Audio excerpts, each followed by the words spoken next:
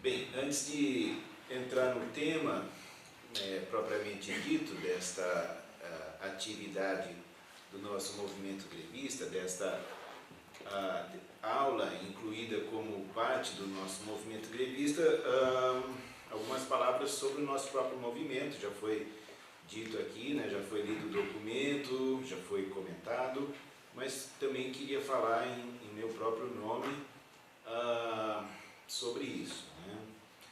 Quem me conhece, quem já teve aula comigo, quem convive comigo aqui no cotidiano da nossa universidade, da nossa faculdade, sabe do meu compromisso com o meu trabalho como docente, né? Como eu gosto de dar aula, como eu me envolvo com o meu trabalho como orientador, como eu gosto, enfim, de realizar tudo aquilo que envolve o meu trabalho, o nosso trabalho como docente da Unesp, né? Professor desta instituição. Então, realizar este trabalho é algo que faz parte da minha identidade como pessoa. Nós acabamos de ver um vídeo, né, um curta, sobre a alienação do trabalho, sobre a exploração do trabalho. E o nosso trabalho como docente da instituição, da Unesp, está submetido, como qualquer trabalho assalariado na nossa sociedade, nessa sociedade capitalista, ele está submetido também a condições de alienação. Claro que essa alienação, ela varia em graus, ela varia em intensidade, ela varia, enfim, em profundidade, de acordo com o tipo de trabalho que é realizado, as condições em que ele é realizado e assim por diante. Então, em que pese o fato do nosso trabalho como docente dessa instituição também conter elementos de alienação, e esses elementos precisam ser discutidos, precisam ser analisados, ele também possui uma margem de desenvolvimento nosso como indivíduos que realizamos esse trabalho e de desenvolvimento daqueles que conosco se relacionam na realização desse trabalho. Ou seja, o nosso trabalho não é só alienação, o nosso trabalho não é só desumanização. O nosso trabalho ele contém, felizmente, possibilidades de desenvolvimento e de humanização. Possibilidades essas que, de acordo com as lutas que travamos, elas podem se ampliar ou podem se reduzir. Né?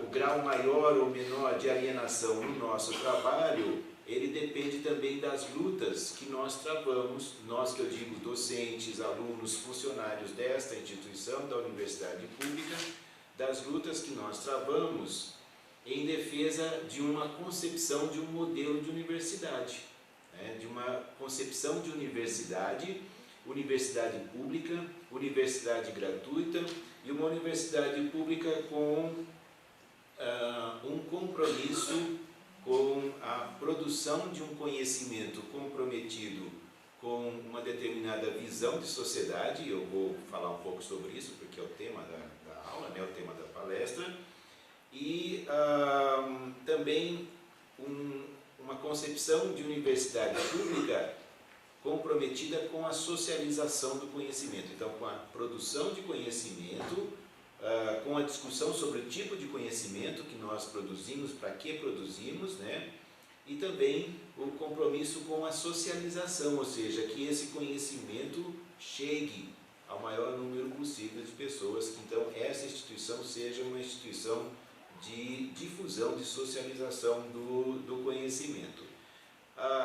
Isso quer dizer que a nossa luta, né, essa luta que está se travando neste momento, esse movimento grevista, é parte de uma luta que é permanente, a permanente luta em defesa da universidade pública e de um modelo de universidade pública.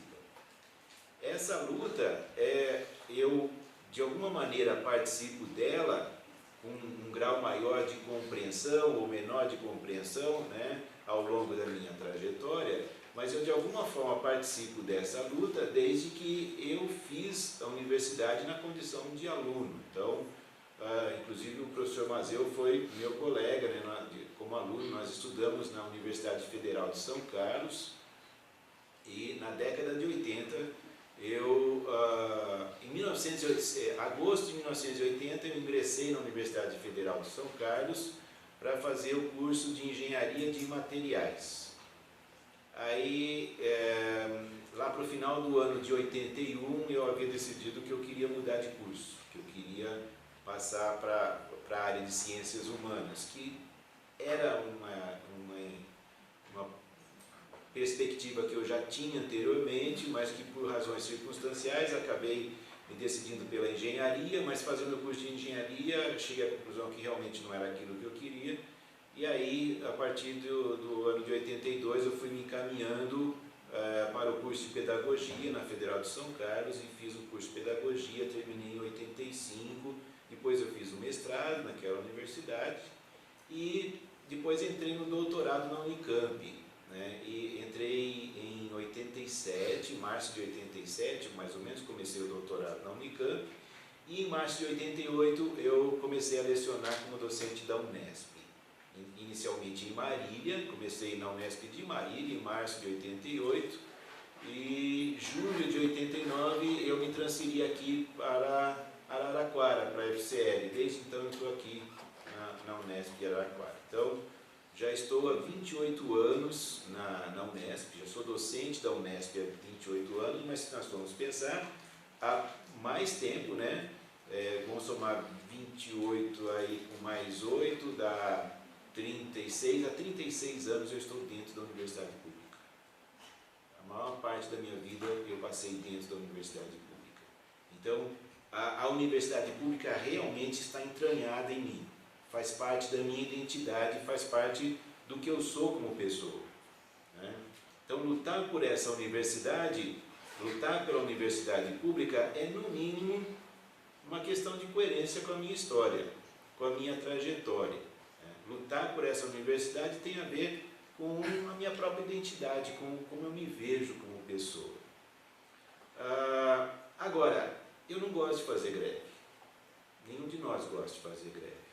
A gente não faz greve porque gosta, a gente não se sente à vontade na greve, né?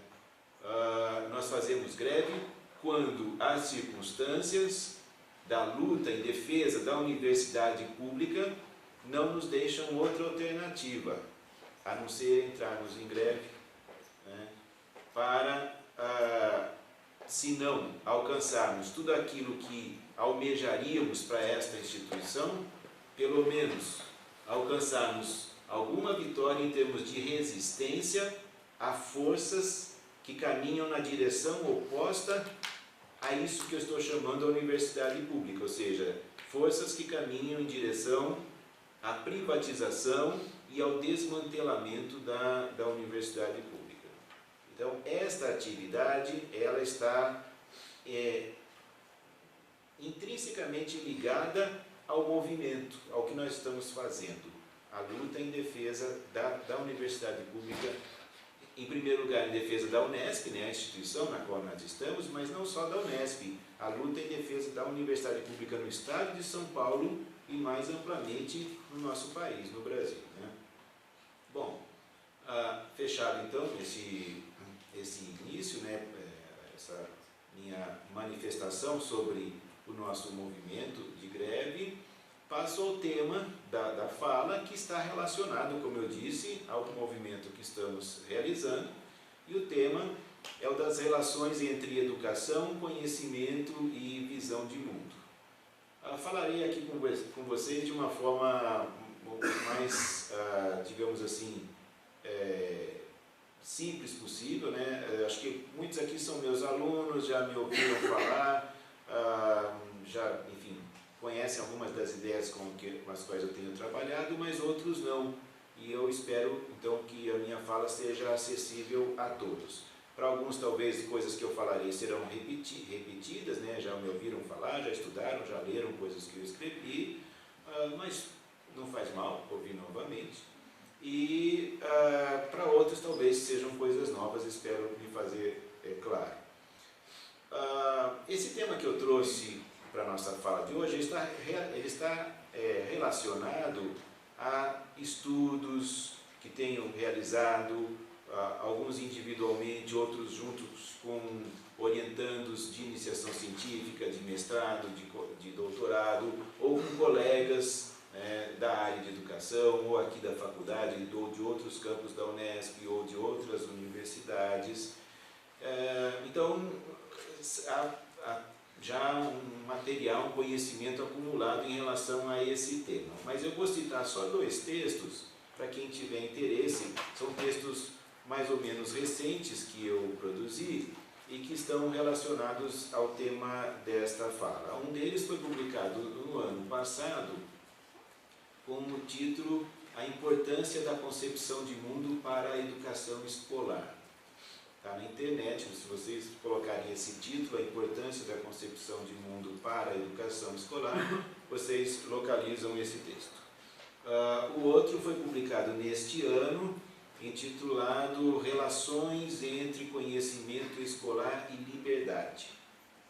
Esses 2 textos abordam questões relacionadas ao tema desta fala. Tem outros também, mas ficam esses 2 como uma referência, né? Bom, eu vou começar por uma questão recente, né? Por um evento, quer dizer, ele tem tido manifestações recentes, mas ele já vem de algum tempo, ele não é novo, né?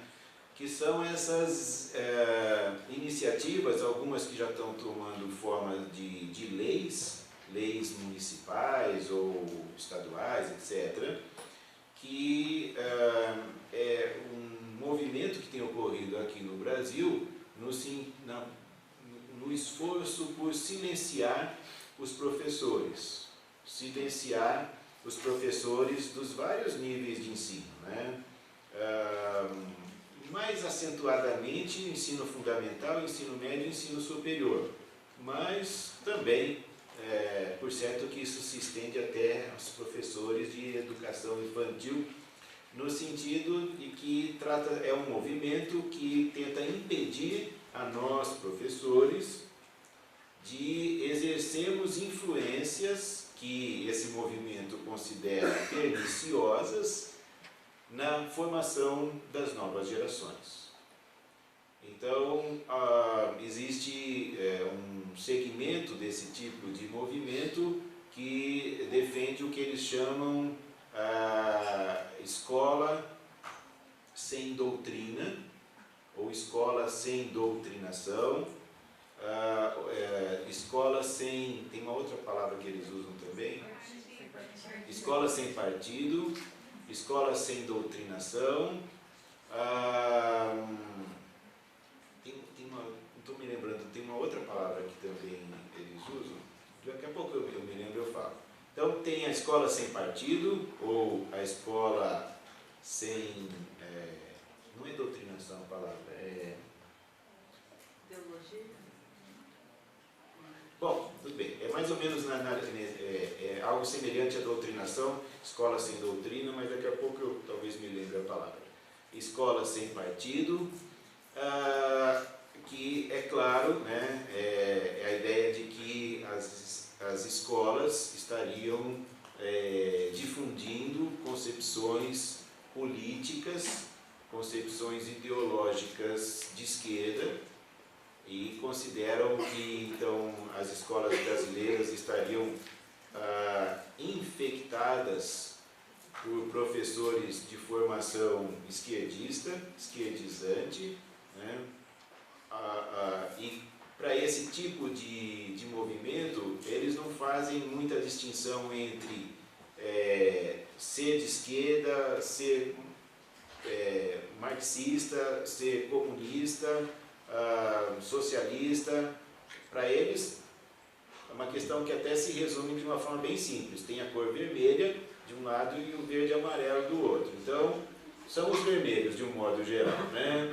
Os vermelhos para eles é esquerda e é tudo comunista. Eles não sabem dizer bem ao certo o que é um comunista, mas é alguma coisa do mal, né? É vermelho, é do mal, é de esquerda, e isso está sendo pernicioso para a formação das novas gerações.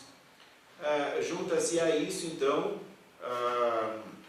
aqueles que tentam proibir, né, os professores de discutirem questões relativas a gênero, relativas vamos dizer, posicionamentos religiosos, étnico-culturais e assim por diante. A tendência é aumentar essa listagem. Ao que parece, a tendência é que essa listagem tenda a aumentar. Daqui a pouco, já é meio censurado, né? Mas daqui a pouco pode ser que proíbam explicitamente o ensino, por exemplo, da teoria da evolução das espécies nas escolas, né? Que vai considerando que isso estaria ferindo crenças religiosas e assim por diante.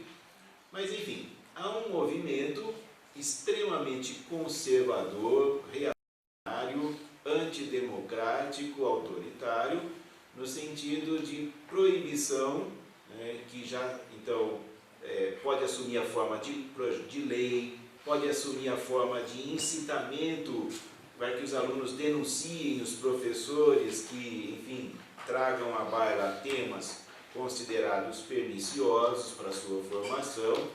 Então, a tendência é o acirramento desse tipo de movimento.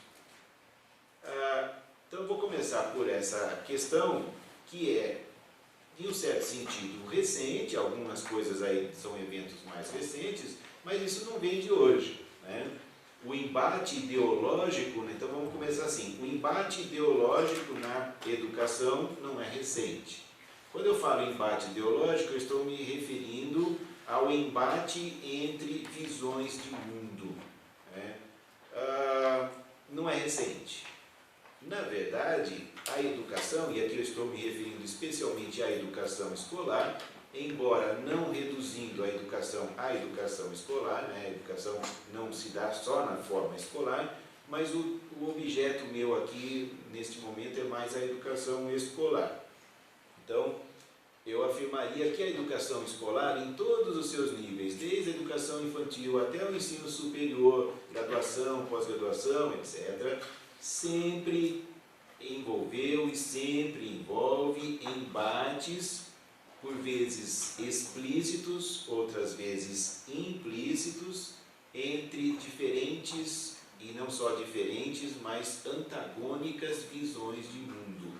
Então, isso que está acontecendo agora é uma manifestação mais explícita, né, e eu diria mais grosseira, das visões de mundo declaradamente reacionárias, que estão querendo, então, como tem as pessoas dito corretamente, colocar uma mordaça nos professores.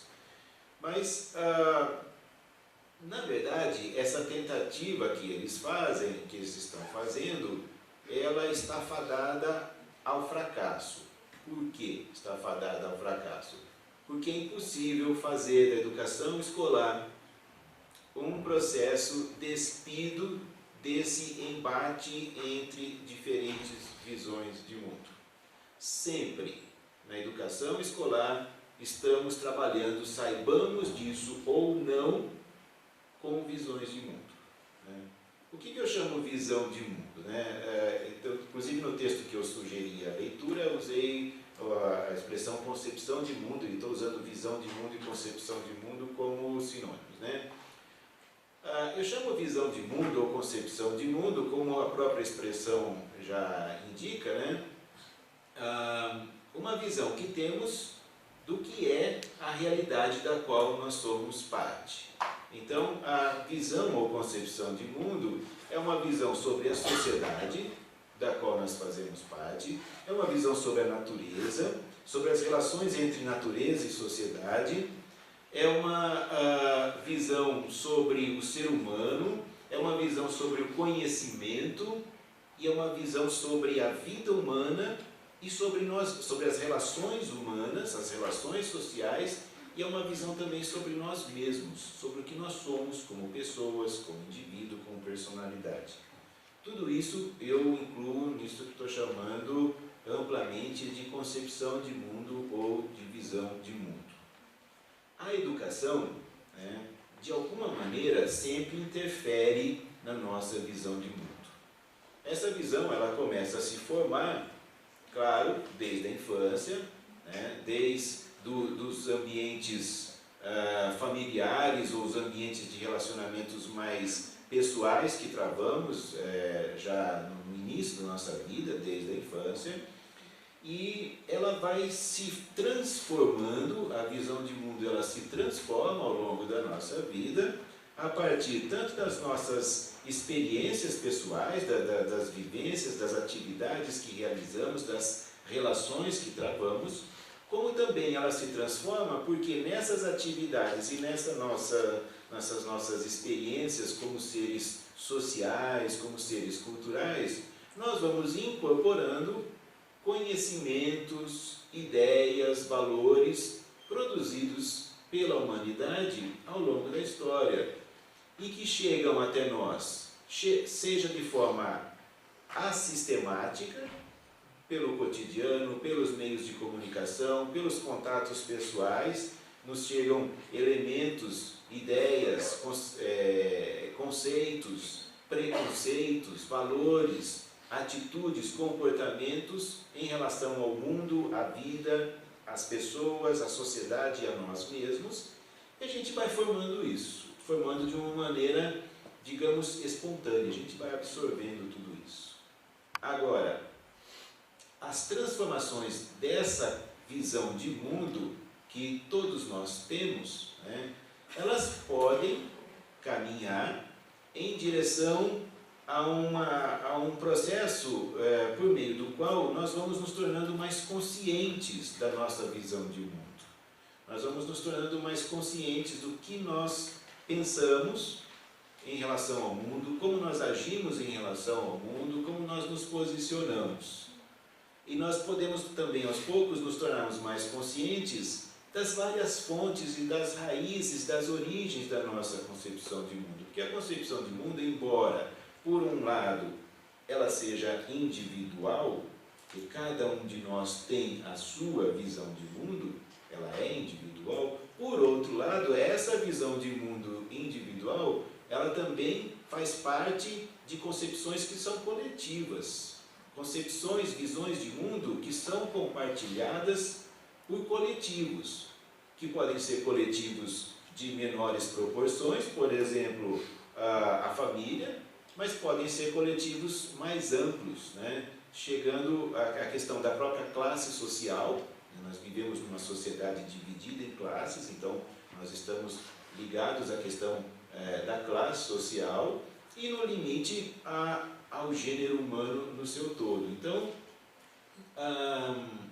nós vamos tomando um certo grau de consciência da nossa concepção de mundo e nós podemos, né, ir desenvolvendo uma atitude de transformação autoconsciente da nossa própria concepção de mundo.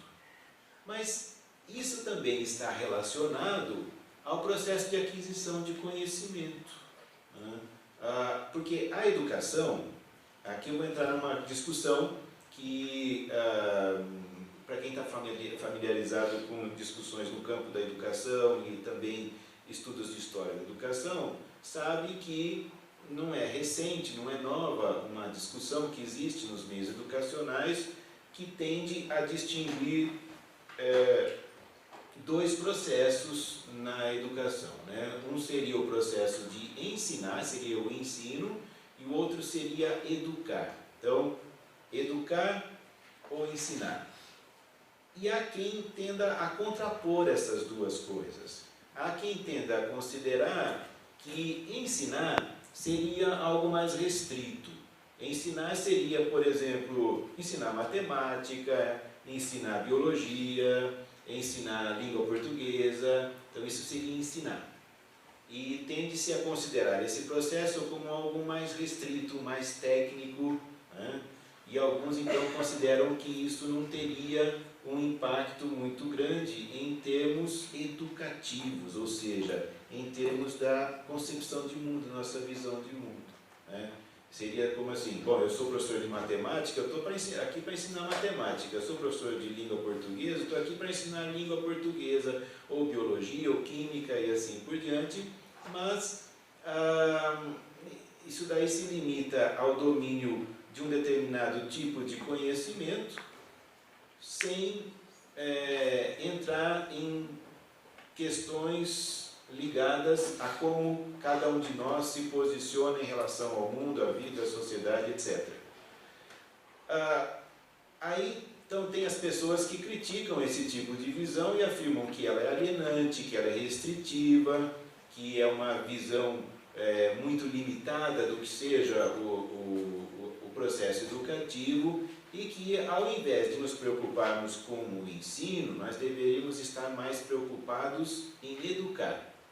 Educar, sim, seria o mais importante. E que educar estaria ligado à vida do sujeito no seu todo.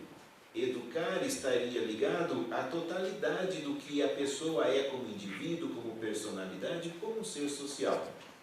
E aí dizem que educar, sim, é um processo mais nobre, é um processo que desenvolve as consciências, é um processo que transforma as pessoas, e estabelece-se uma dissociação e às vezes até uma oposição entre ensinar e educar.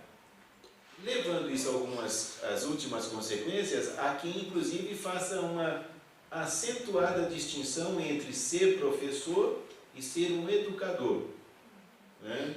E dizem que o professor é aquele que é professor de matemática, professor de biologia, professor de química, e fica um tanto, às vezes mais explicitadamente, mas às vezes fica um tanto implícita a ideia de que ele é um alienado, porque ele é só um professor.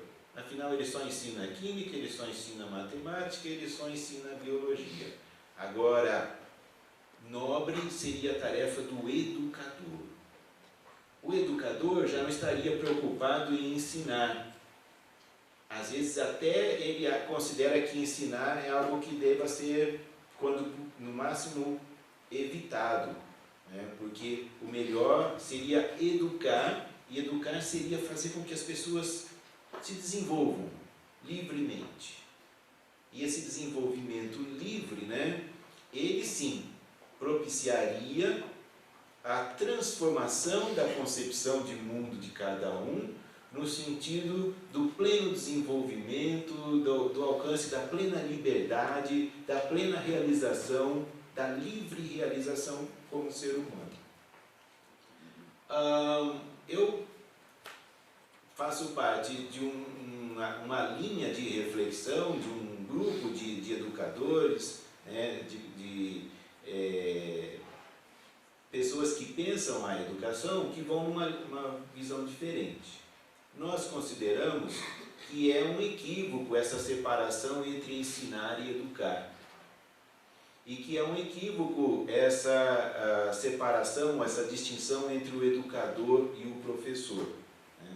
Nós entendemos que, quando trabalhamos com conhecimentos, e quando nas instituições escolares, desde a educação infantil até o ensino superior, nós realizamos, né, atividades, nós desenvolvemos cursos, nós organizamos instituições, nós construímos currículos, nós desenvolvemos métodos de ensino, enfim, quando nós trabalhamos, né, sistematicamente com vistas à socialização do conhecimento, e principalmente do conhecimento nas suas formas mais ricas e desenvolvidas, nos campos das ciências, das artes, da filosofia, esse trabalho ele tem um forte impacto educativo. Ensinar é também educar. Nós educamos porque ensinamos. Então, o processo de ensino e e o processo de aprendizagem, ou seja, de aquisição de conhecimentos, eles são processos essencialmente educativos, ou seja, voltando ao tema da concepção de mundo, quando nós trabalhamos com os conhecimentos escolares, nós estamos exercendo impactos sobre a visão de mundo. Nós estamos, de alguma maneira, produzindo transformações na concepção de mundo. A concepção de mundo, ela não permanece estática, imutável, independentemente dos conhecimentos que os sujeitos vão adquirindo. Isso não quer dizer que, vamos dizer assim, a cada elemento, a cada parcela do conhecimento que nós adquirimos, já se verifique facilmente transformações na maneira que a pessoa vê o mundo. Não estou estabelecendo uma relação imediata, direta, entre aprender um determinado conteúdo matemático, ou da língua portuguesa, ou da biologia, etc., etc. Não estou estabelecendo uma relação imediata e direta entre adquirir esse conteúdo e transformações na maneira como a gente vê o mundo. Essas relações não são imediatas e não são diretas. Ou seja, o impacto ou os impactos que a aquisição de conhecimentos pode trazer na nossa maneira de ver o mundo, eles são impactos indiretos e que muitas vezes dependem de um conjunto de circunstâncias da totalidade da vida da pessoa para que aquele conhecimento realmente tenha uma influência mais decisiva em termos de mudança na maneira como a gente vê a vida, como a gente vê a sociedade, a natureza e a nós mesmos, ou seja, como a gente vê o mundo. Mas o que eu estou querendo dizer é que, a rigor, por mais que queiram fazer com que nós, professores, nos calemos perante certos assuntos, por mais que proíbam que nós, professores, discutamos certos assuntos, não podem impedir, quer dizer, há maneiras de dificultar, e eu vou falar um pouco delas, né? Mas, no limite, eles não podem impedir que a educação escolar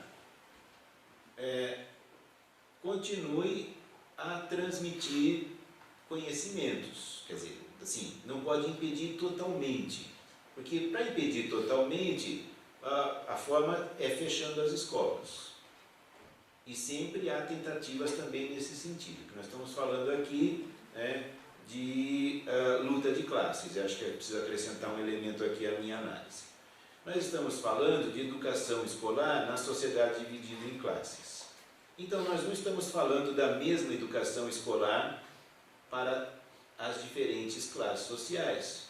Nós estamos falando de uma sociedade que organiza a educação escolar para os filhos da classe trabalhadora de uma maneira diferente de que organiza a educação escolar para os filhos da classe dominante.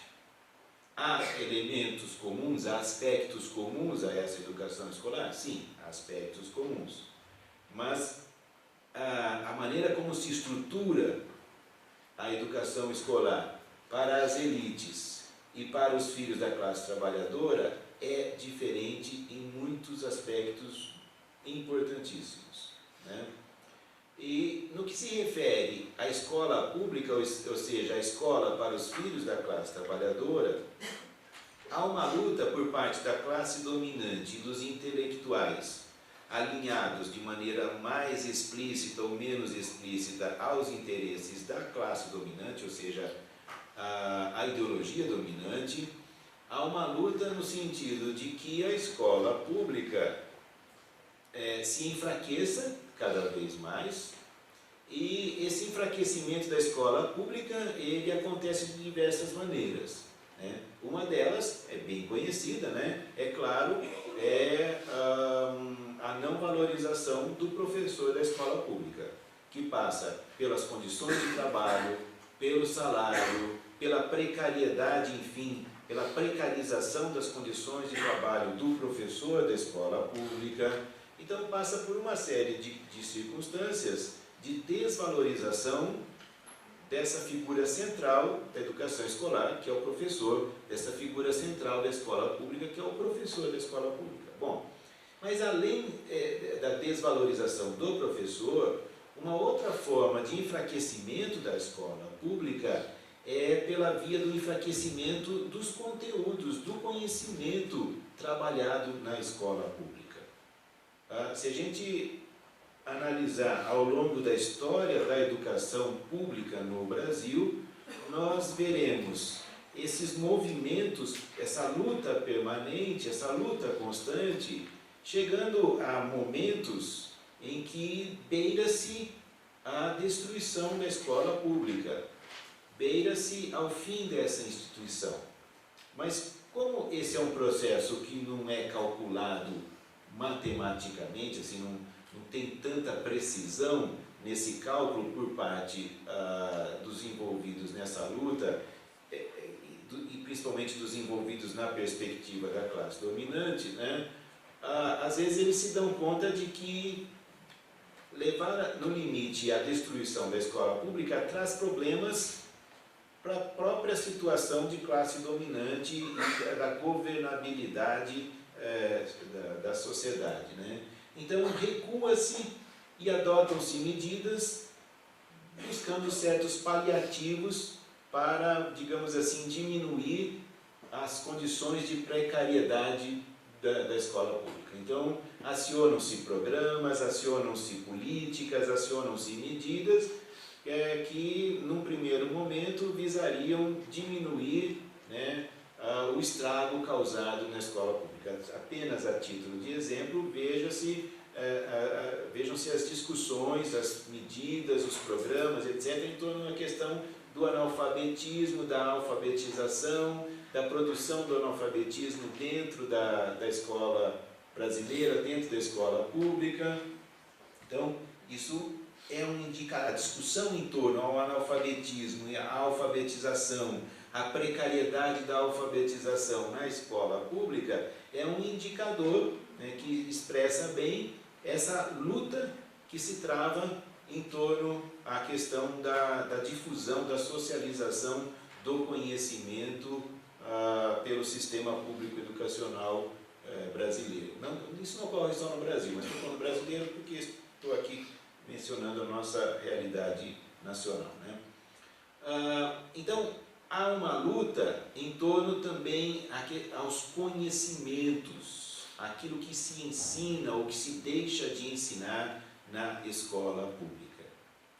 Então, também nesse sentido, eu diria que esse movimento que agora aparece de uma forma mais grosseira, de proibição dos professores, no sentido de eles se manifestarem sobre determinados temas considerados perniciosos para a formação das novas gerações, considerados pelos setores conservadores, isso é só a ponta do iceberg, porque, na verdade, a luta que eles vêm travando é anterior e muito mais grave. É a luta para fazer com que a escola pública não realize aquilo que deveria realizar, ou seja, a socialização dos conhecimentos mais ricos que a humanidade já produziu. Porque pretende-se que esses conhecimentos continuem a ser privilégio das elites. O domínio desses conhecimentos continue a estar a serviço dos interesses da classe dominante. Contraria a esses interesses um sistema público de ensino que efetivamente assegure que os filhos da classe trabalhadora dominem os conhecimentos produzidos nos campos das artes, das ciências, da filosofia, os conhecimentos mais ricos, mais desenvolvidos, porque esses conhecimentos, em que pese o fato de que eles tendo sido produzidos em meio à luta de classes, em meio às contradições da história da sociedade dividida em classes, em meio às contradições da sociedade capitalista, da sociedade burguesa, ou seja, em que pese o fato desses conhecimentos, dessas produções estarem perpassadas pela questão da alienação. Então, os conhecimentos no campo das ciências, das artes, da filosofia, eles também carregam as contradições sociais, eles também carregam a alienação. Em que pese esse fato, esses conhecimentos são necessários, eu diria, são imprescindíveis a um processo de organização coletiva que se posicione criticamente em relação à sociedade na qual nós vivemos, a forma como se organiza essa sociedade, e que se organize em termos de ações coletivas com vistas à superação dessa sociedade. A classe dominante sabe que o conhecimento, ainda que ele por si só não transforme a sociedade, ainda que ele por si só não leve à superação do modo de produção capitalista, ele é necessário e ele é imprescindível a um processo de compreensão das contradições essenciais a essa sociedade e de organização de estratégias coletivas de luta com vistas à superação dessa forma de organização social. Forma essa de organização social que está se tornando cada vez mais insustentável em todos os aspectos, né? Torna-se cada vez mais insustentável a divisão do mundo entre os ricos que estão cada vez mais ricos e os pobres que estão cada vez mais pobres. Outro dia eu estava vendo aí na grande mídia, né, a notícia de que algo que não me causa surpresa, não causa surpresa para quem, enfim, tem a visão do que é a luta de classes no capitalismo contemporâneo. Estava lá a manchete, a matéria, de que no Brasil que está em crise, né, que está em crise econômica, essa crise econômica ela não está afetando aos mais ricos, né? Os mais ricos estão ficando mais ricos ainda no Brasil. Então, isso não é surpresa, né? Não é surpresa porque a crise econômica, quem paga o preço das crises cíclicas do capitalismo, quem paga esse preço, né, é a classe trabalhadora, é a classe explorada. E mais ainda, aqueles que estão excluídos até do mercado de trabalho, mas que também pertencem à classe trabalhadora, embora estejam excluídos do mercado de trabalho, né? Quem paga o preço da crise é a classe dominada. A classe dominante, ela se beneficia de muitas formas da crise. É claro que se a gente pegar um indivíduo aqui, um indivíduo ali, a gente pode dizer que ele perdeu poder aquisitivo com a crise. Mas, para um indivíduo da classe dominante perder poder aquisitivo, significa algo bem distinto do que o impacto da crise para os indivíduos da classe trabalhadora, né? Então, primeiro, é insustentável a continuidade de um sistema social no qual a distância entre os ricos e os pobres não só se perpetua, como tende a se acentuar. É insustentável um sistema social que tem uma lógica de produção de mercadorias que está levando ao esgotamento dos recursos naturais, né, a deterioração das condições de vida no planeta, ou seja, torna as relações entre sociedade e natureza relações insustentáveis. Elas não podem continuar dessa forma, porque se elas continuarem dessa forma, nós chegaremos no limite da destruição das possibilidades de vida nesse planeta. Então, se esse sistema social é insustentável do ponto de vista da própria relação entre as classes sociais, do distanciamento entre quem detém a riqueza e quem trabalha, mas não se beneficia dessa riqueza, também esse sistema é insustentável do ponto de vista das relações entre sociedade e natureza. E também esse sistema é sustentável do ponto de vista da ausência de perspectiva para as novas gerações em relação ao futuro. E essa ausência de perspectiva em relação ao futuro, ou seja, esse imediatismo, esse presentismo imediatista em que a vida foi se transformando, ele se torna insustentável também do ponto de vista das relações sociais. E a deterioração das relações sociais é visível, né, nos vários planos da vida na sociedade contemporânea. Pois bem, só que para nós nos posicionarmos em relação às possibilidades concretas de superação dessa sociedade, nós precisamos dominar conhecimentos. Quando eu falo nós, a humanidade coletivamente, a classe trabalhadora coletivamente, né, é a maior parte da humanidade que não se beneficia dessa forma de organização social. Nós precisamos, então, nos apropriarmos dos conhecimentos que nos permitam nos posicionarmos diferentemente em relação à vida humana, ao que esperamos da vida humana, ao que esperamos da vida de cada um de nós, o que esperamos da sociedade, qual é a nossa concepção de sociedade, e nos posicionarmos diferentemente em relação aos futuros da humanidade e aos futuros das relações entre sociedade e natureza. Bem, é claro que não interessa à classe dominante que isso ocorra. A rigor deveria interessar, porque se a burguesia não tivesse uma visão tão imediatista das coisas, né, deveria interessar a ela, né, que a sociedade no seu todo se organizasse para transformar o mundo de maneira a assegurar a sobrevivência de todos, né? Mas a burguesia sempre foi imediatista e é inerente às características dessa classe social esse imediatismo, né? Então, ainda que a médio e longo prazo essa atitude da burguesia tem um componente suicida, mas ela não abandona a sua visão de mundo, a sua visão de sociedade. E ela não cede nesse seu posicionamento em relação à luta pela perpetuação do capitalismo, né? E com todas as contradições que essa sociedade traz. Bom, isso tudo se reflete na educação em termos dessa luta ideológica em torno aos conhecimentos com os quais trabalhamos na educação escolar, desde a educação infantil até o ensino superior.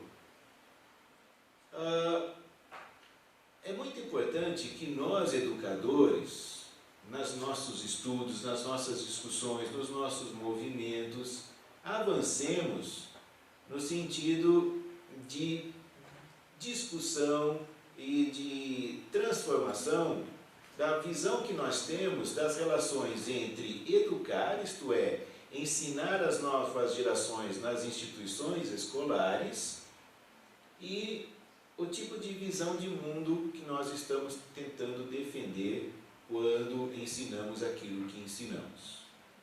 Nem sempre nós educadores, nós professores, temos clareza da visão de mundo que nós mesmos adotamos. Nem sempre nós educadores trabalhamos de uma maneira realmente consciente com as relações entre aquilo que ensinamos, como ensinamos, né, e o tipo de visão de mundo que está nas nossas cabeças, está nas nossas atitudes, nos nossos comportamentos, nos nossos valores, na nossa ética. Nesse sentido é que eu compreendo, sim, compreendo parcialmente aqueles que criticam, criticam aquele professor que só se preocupa em ensinar e não se preocupa em educar. Essa crítica ela faz um pouco de sentido quando nós, educadores, não trabalhamos de maneira mais clara, mais bem fundamentada, mais consciente, as relações entre ensinar determinados conhecimentos e difundir determinada visão de mundo. essas são discussões que nós precisamos travar de maneira mais clara entre nós. Só que elas são discussões difíceis. E são discussões difíceis porque elas tocam, né, em questões que estão, inclusive, algumas delas enraizadas afetivamente em nós. E aí entra a questão, né? As nossas ideias, os conceitos, os preconceitos, os valores que estão na mente de cada um de nós, eles não se dissociam do que nós poderíamos chamar o nosso universo afetivo, ou seja, nossas emoções e nossos sentimentos. Então essas ideias, esses valores, esses conceitos, esses preconceitos, enfim, essa visão de mundo tem seus enraizamentos afetivos, ou seja, mexe com sentimentos, mexe com emoções. Fazer essas discussões não é fácil. Discutir concepções de mundo não é fácil, porque mexe com sentimentos, mexe com emoções. Veja, por exemplo, a questão dos preconceitos. Os preconceitos, em parte, eles podem se alimentar de falta de informação. Então, às vezes, a pessoa pode ter preconceito por falta de informação. Então, a informação pode ajudar na luta contra o preconceito. Mas às vezes a pessoa pode estar bem informada. Ela domina as informações que levariam, por exemplo, a pessoa a perceber a falta de fundamento do seu preconceito. Por exemplo, preconceito racial. O preconceito racial, ele pode ser rebatido com informações, com conhecimentos de base científica.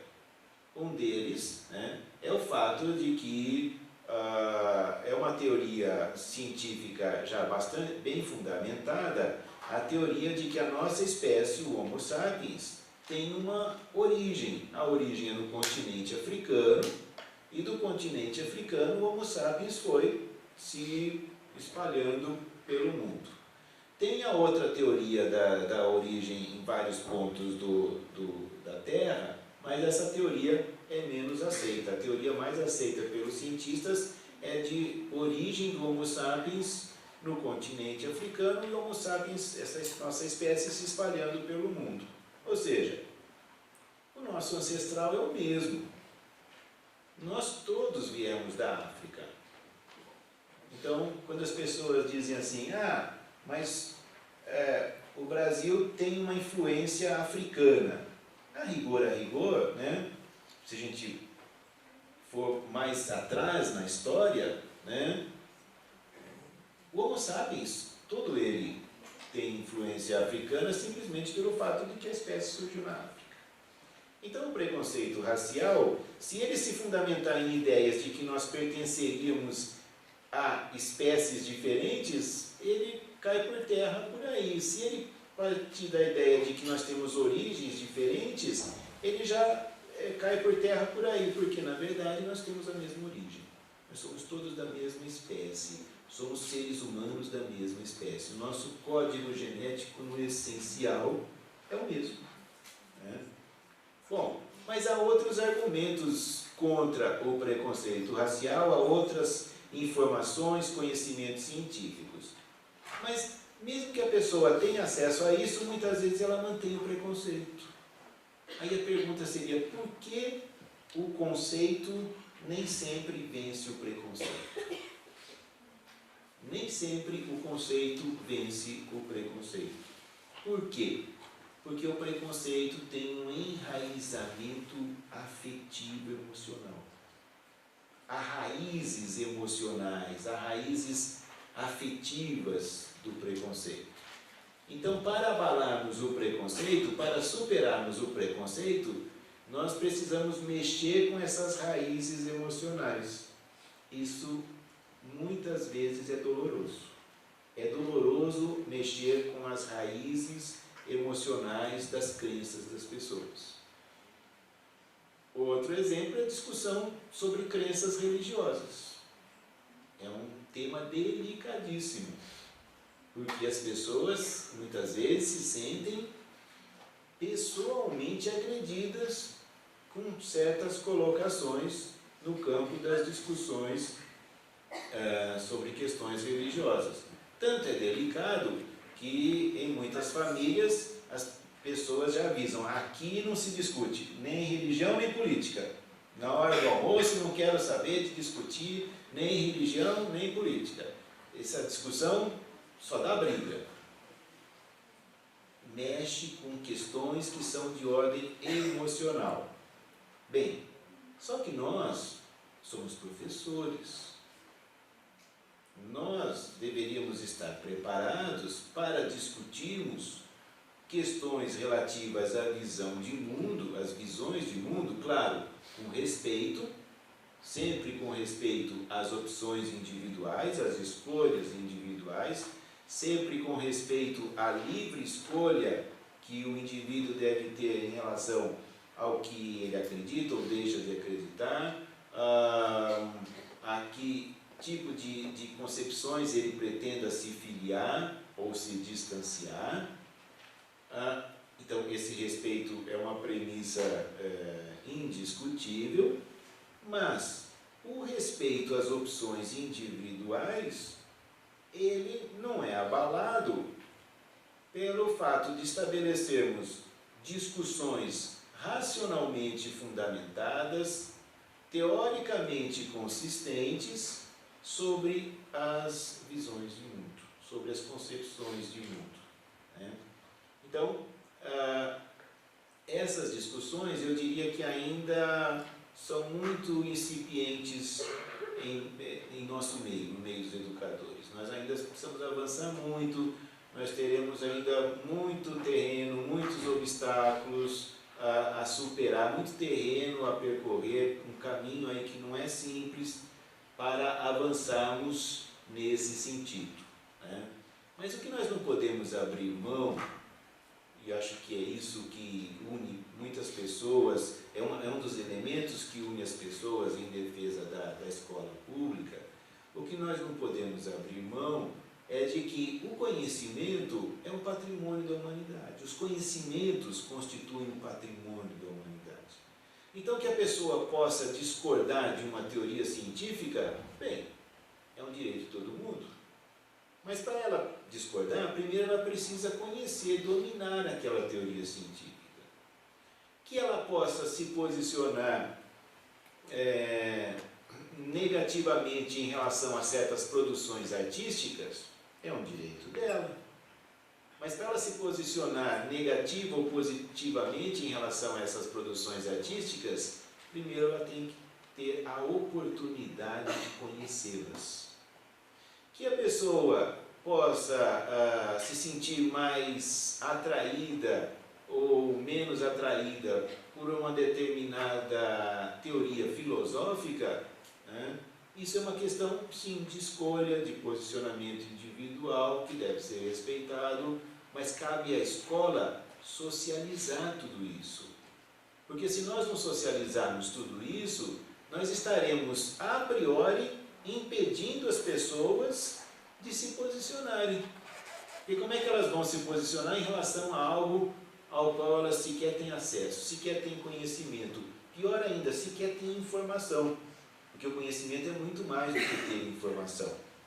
Mas as pessoas muitas vezes sequer têm informação da existência de produções no campo dos conhecimentos que a humanidade tem conquistado e que a escola deveria socializar.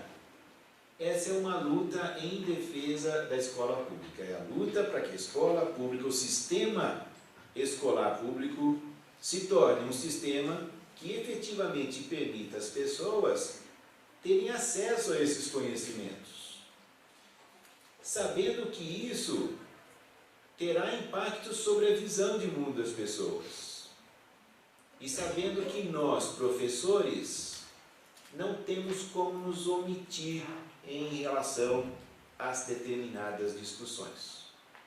Ou seja, eu entendo que é incompatível nós escolhemos a profissão de professor e queremos adotar uma atitude, uma postura de quem não debate as questões cruciais, as questões fundamentais relativas à vida, ao sentido da vida, a nossa posição em relação à sociedade, a nossa posição em relação aos rumos que a humanidade vem tomando.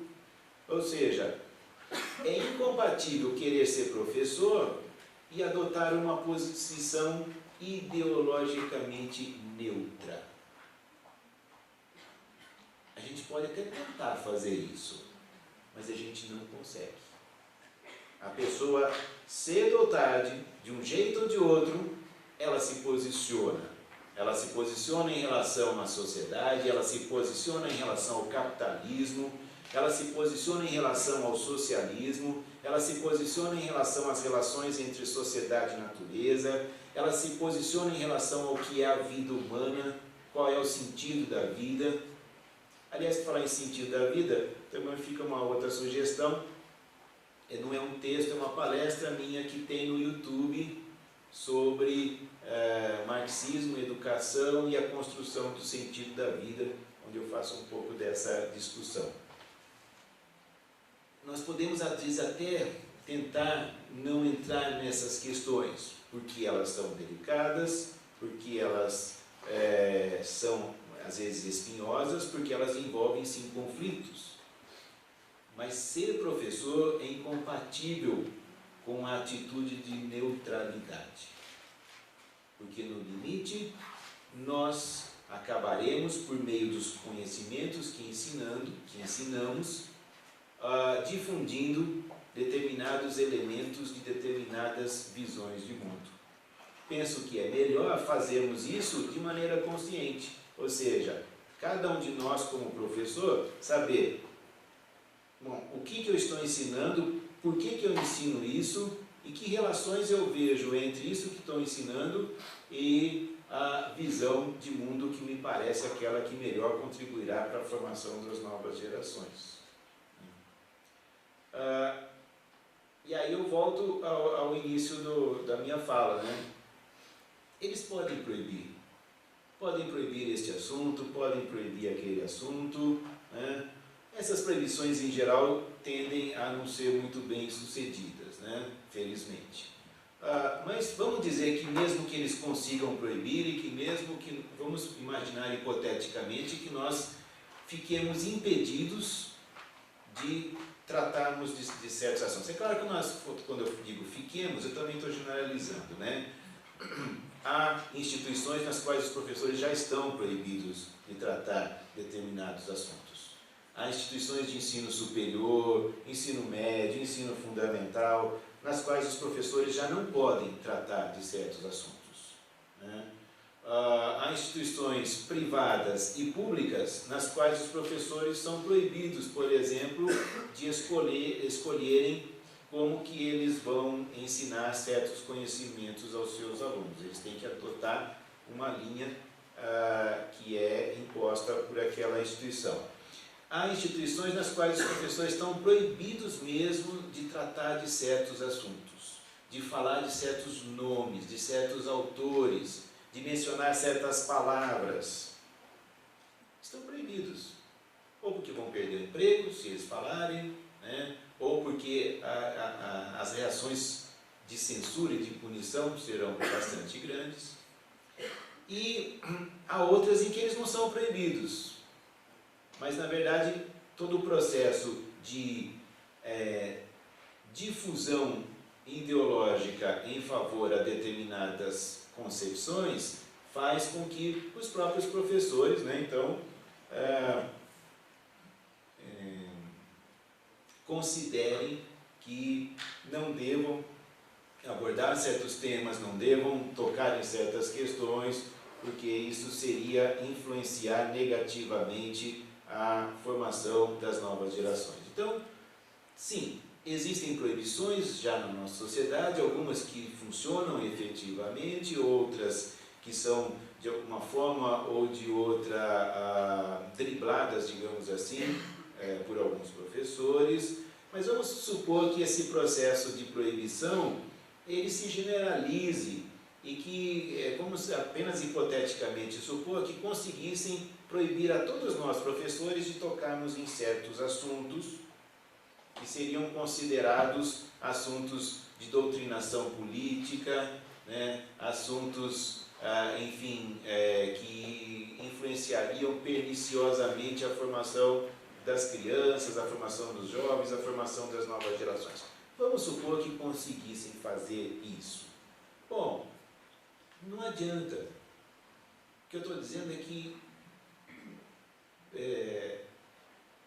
não adianta eles fazerem isso, porque a tentativa deles é tornar a educação algo adaptado, né, a uma única visão de mundo, que é a visão da classe dominante, que é a visão pró-capitalista.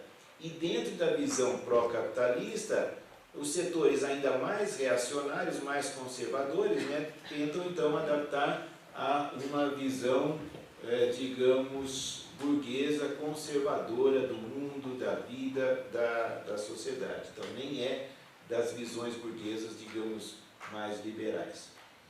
O fato é que, por mais que eles tentem fazer isso, eles não cessarão a luta ideológica, não cessarão a luta entre as concepções de mundo, porque essa luta está entranhada no próprio conhecimento, nos próprios conteúdos com os quais a escola trabalha.